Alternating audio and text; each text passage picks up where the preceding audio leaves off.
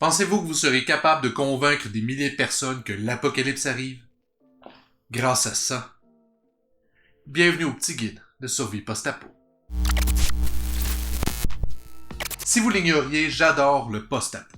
D'ailleurs, c'est pour ça que toutes les vidéos de la chaîne vont parler exclusivement de sujets à saveur apocalyptique. Quand je fais des recherches pour des épisodes, il m'arrive assez fréquemment de tomber sur des vidéos ou des articles de blog qui me parlent de l'imminence de la fin du monde. On va être honnête, la plupart du temps, c'est n'importe quoi. De voir à quel point les gens se trompent aujourd'hui dans leurs prédictions de fin du monde, ça m'a donné le goût de regarder un peu dans le passé pour voir combien de fois on avait déjà prédit l'apocalypse et que finalement il s'était absolument rien passé. J'ai été surpris. Juste sur Wikipédia, j'ai trouvé presque 200 prédictions de fin du monde. Pas des prédictions faites par des gens dans la rue avec des pancartes, des prédictions faites par des gens qui avaient de l'influence à l'époque, comme des hommes d'église ou de science. Leurs prédictions ont quand même eu un impact assez fort pour traverser l'histoire et parfois même plusieurs siècles. Bon, évidemment qu'on va pas tous les énumérer, là, la vidéo serait interminable, mais j'en ai quand même sélectionné une dizaine que je trouvais qui étaient les plus, les plus mémorables. Donc installez-vous confortablement, c'est parti pour 10 prédictions ratées de la fin du monde. Je pense qu'à chaque fois où les planètes de notre système solaire se sont à peu près alignées, il y a eu une prophétie de fin du monde. À Londres, en 1524, c'est un groupe d'astronomes britanniques qui ont calculé que les principales planètes de notre système solaire seraient dans un alignement parfait en date du 1er février. Ils ont annoncé que l'alignement allait déclencher un déluge mondial qui allait débuter justement à Londres. Pays de panique, c'est un tiers de toute la population londonienne qui ont choisi de quitter leur domicile pour aller trouver refuge dans les Hautes-Terres. Là-bas, ils y ont construit une forteresse, y ont entreposé de l'eau, de la nourriture, suffisamment de vivres pour pouvoir tenir plusieurs mois. Puis la nuit de l'alignement, bien à l'abri dans leur bunker, des prières se firent entendre toute la nuit. Puis au petit matin, absolument rien. Même pas une goutte de pluie. À la fin des années 1700, une femme du nom de Joanna Southcott raconte qu'elle entend des voix et qu'elle discute avec le Seigneur. Aujourd'hui, ce serait clairement un cas de schizophrénie. Même qu'elle se surnomma elle-même la femme de l'Apocalypse. Déjà, elle avait prédit des famines et des inondations.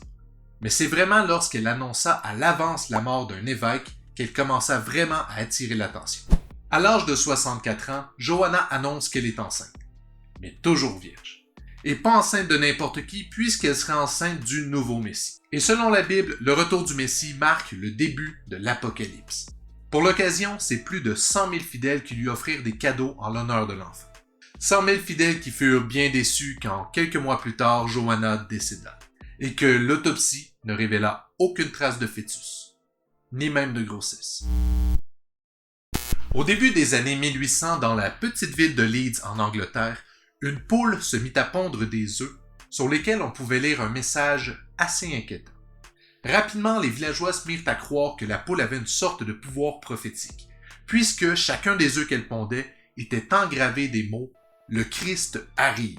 Je le rappelle, le retour du Christ, c'est pas bon signe. Mais finalement, il fut révélé qu'il s'agissait d'une supercherie montée de toutes pièces par une femme du nom de Mary Bateman, dit la sorcière de Yorkshire. En effet, Mary prenait soin d'écrire le message biblique avec de l'acide sur chacun des œufs que la poule pondait.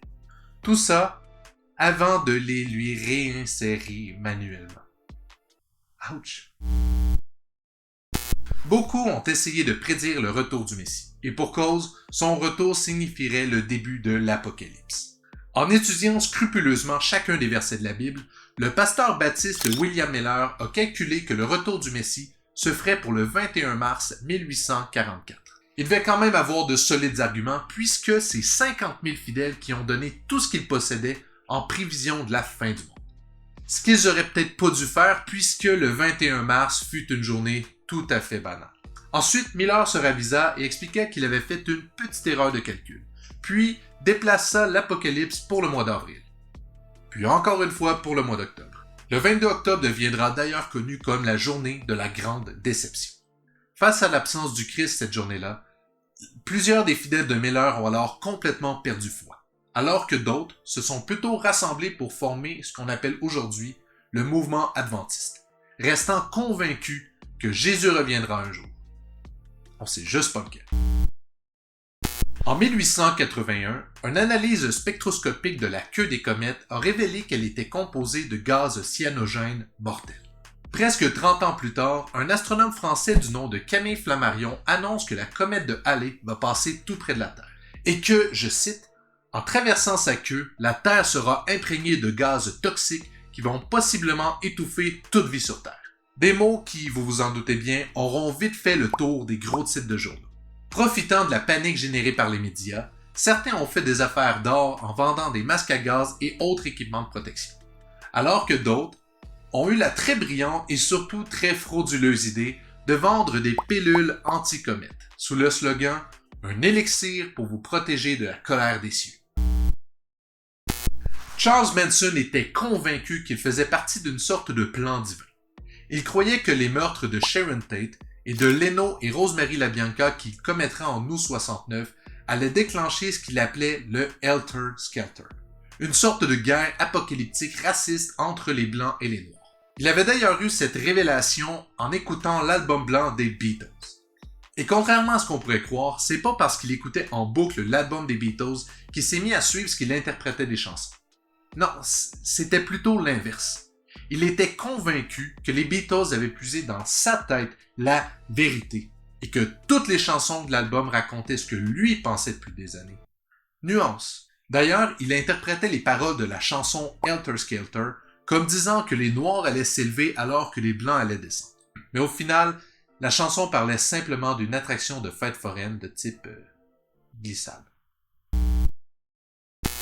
Un gourou du nom de Marshall Applewhite dirigeait en 1997 la secte d'Heaven's Gate. Pour vous résumer, selon leurs croyances ufologiques, ce seraient en fait les extraterrestres qui seraient à l'origine de la vie humaine sur Terre. Convaincu que la planète allait bientôt être recyclée par les extraterrestres, Applewhite expliqua à ses disciples qu'un vaisseau spatial les attendait cachés derrière une comète et qu'il venait pour les chercher. Mais avant de monter à bord, il fallait d'abord se libérer de son enveloppe charnelle. Le 26 mars 1997, lors du passage de la comète Hale-Bopp, eut lieu le pire suicide collectif de toute l'histoire récente. Cette nuit-là, c'est 39 individus qui ont tous bu un cocktail mortel et qui, pour l'occasion, étaient tous habillés dans des habits complètement identiques, allant même jusqu'à porter un badge spécialement brodé pour l'occasion. Le fameux bug de l'an 2000, ça je m'en souviens. Puisque les ordinateurs ne conservaient que les 2 derniers chiffres de l'année pour sauver de l'espace, les programmes ne pourraient donc pas faire la différence entre l'année 1900 et l'an 2000. On s'est mis à penser que ça pourrait avoir des conséquences dévastatrices dans ce monde qui dépendait de plus en plus de l'informatique. On s'est mis à croire que la bourse allait crasher, que des avions allaient tomber en plein vol et que même des missiles nucléaires pourraient être lancés par accident. Le secrétaire adjoint à la défense des États-Unis, un certain John Emery, a même dit publiquement que le bug de l'an 2000 serait l'équivalent informatique du El Nino et que partout autour du globe, on aurait de bien mauvaises surprises. Des comités spéciaux ont même été mis en place par les gouvernements afin de s'assurer que les infrastructures les plus cruciales réussiraient à passer au travers du bug. Mais au final, mis à part quelques petits bugs mineurs de certains programmes, on aura quand même évité le pire.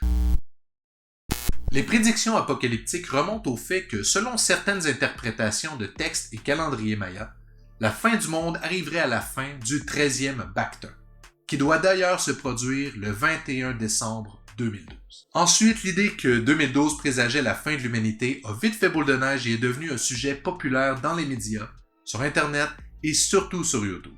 Et là, les théories les plus folles pullulent sur Internet. On raconte que la Terre sera envahie par des extraterrestres ou encore qu'elle entrera en collision avec une planète inconnue et cachée appelée Nibiru. Malgré que les experts de la civilisation maya ont expliqué de long en large que la fin d'un Bactin était aussi anodin qu'un changement de siècle, la hype de l'apocalypse avait déjà fait publier plus d'une douzaine de livres, un film catastrophe et beaucoup trop de documentaires annonçant détenir la vérité sur 2012. Et qu'est-ce qui est arrivé de marquant le 21 décembre 2012, vous croyez? Gangnam Style est devenue la première vidéo à atteindre le milliard de vues sur YouTube. Le soleil se changera en ténèbres et la lune en sang, avant que le grand et terrible jour du Seigneur ne vienne. Telle est la prophétie décrite dans le livre de Joël. La prophétie fut prêchée abondamment par 2 pasteurs américains du nom de John Hagee et Mark Biltz. Les 2 pasteurs affirmaient que les 4 éclipses lunaires consécutives se culminant au mois de septembre 2015 présageaient le retour du Messie. Et donc, devinez quoi? L'Apocalypse, évidemment. Encore. Mais bien qu'ils aient reçu énormément d'attention médiatique, en particulier aux États-Unis, le fait d'avoir 4 éclipses lunaires consécutives n'a rien d'unique en soi. Même que les astronomes ont un nom pour ça, une tétrade lunaire. Et depuis les années 50, c'est déjà arrivé 5 fois. D'ailleurs, la prochaine tétrade lunaire est prévue pour 2032-2033, ce qui nous laisse grosso modo une douzaine d'années pour se préparer au retour du Messie. Et voilà, on a déjà fait le tour des prédictions ratées de notre fin du monde. Mais j'ai décidé de vous faire un petit bonus. Et si je vous disais qu'il y a une prédiction qui parle de cette année, en 2020? Bon, clairement que si vous regardez cette vidéo en 2021 ou plus tard, vous avez déjà une petite idée que c'était encore une prédiction ratée. Mais pour ceux qui la découvrent en direct, on sait jamais. Jane Dixon était une médium et astrologue américaine dans les années 1900. Elle est d'ailleurs connue pour plusieurs prédictions qu'elle aurait faites et qui ont été largement publicisées, comme celle de l'assassinat de JFK. Même si la plupart de ses prédictions se sont révélées complètement fausses, les quelques fois où elle a vu juste ont propulsé sa carrière de médium et lui ont fait vendre plusieurs best-sellers. Elle a même été invitée dans le bureau ovale par le président Nixon lui-même au sujet de futures attaques terroristes. Dans les années 60, elle avait déjà prédit la fin du monde pour le mois de février 62. Et pour vrai, ça aurait bien pu être le cas alors qu'on était en pleine crise des missiles de Cuba. Quelques années plus tard, elle se ravisa, annonçant que l'Armageddon arriverait plutôt en 2020, alors que Jésus, encore lui, alors que Jésus reviendrait pour détruire la trinité diabolique de Satan, de l'Antéchrist et du faux prophète. À suivre. D'ici à ce que le Messie revienne, laissez-moi en commentaire laquelle de ces prédictions vous a le plus fait sourire. N'hésitez pas non plus à laisser un petit like si vous avez apprécié la vidéo, à vous abonner à la chaîne pour ne pas manquer les suivantes, mais surtout à la partager sur vos réseaux sociaux. Parce que c'est vraiment vous qui avez le pouvoir de faire connaître la chaîne. Et si on est toujours vivant, on se revoit bientôt pour un prochain épisode du petit guide de survie post-apo. Ciao!